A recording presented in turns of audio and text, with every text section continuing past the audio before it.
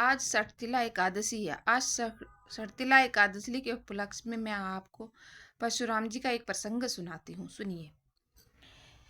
एक दिन उनकी माता रेणुका गंगा का जल लेने गंगा घाट पर गई तो वहां क्या देखा कि चित्ररथ गंधर्व बहुत सी अप्सराओं को साथ लिए गंगा में जल क्रीड़ा कर रहा था।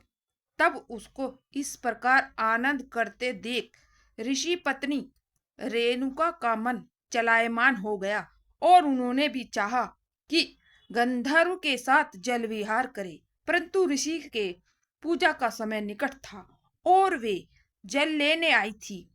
इससे उसी सोच विचार में वे बहुत देर तक गंगा के तीर पर खड़ी खड़ी वह दृश्य देखती रही, किंतु ऋषि के भय से वैसा न कर सकी और शीघ्रता से जल लेकर वहां से चली। इधर उनके आने की प्रतीक्षा कर ऋषि ने अपना अग्निहोत्र आदि पूजनोपचार समाप्त कर दिया। तब देखकर देवी रेणुका मारे डर के उनके आगे का हाथ जोड़कर खड़ी हो गई।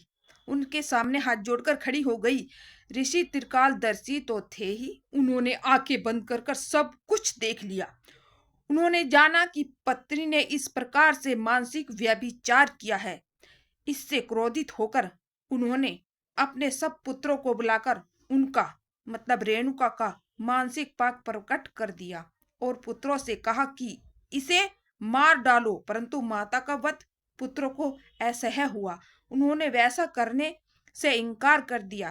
तब जमदग्नि ने पुत्र परशुराम के आने पर उनसे कहा, परशुराम जी अपने पिता के प्रभाव को जानते थे और यह भी जानते थे कि उसे कैसे क्रोधी है।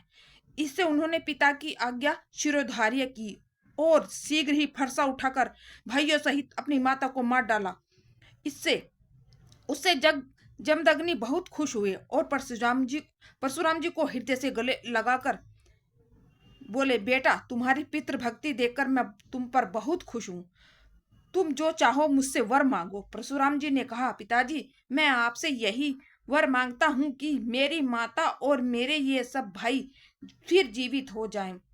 तुम मुझे यह वर दीजिए कि आप मुझे यह वर दीजिए कि मैंने जो इन सबका वध किया है उसका स्मरण भी इन सबको न हो। जमदग्नि ने कहा, एवं मस्तु। फिर तो उनका ऐसा कहना था। ऋषि के तेज से माता रेणुका और सब भाई पुनः जीवित हो उठे और उन्हें अपने वध किए जाने का स्मरण भी न रहा। हे परीक्षित, जय श्री कृष्ण दोस्तों।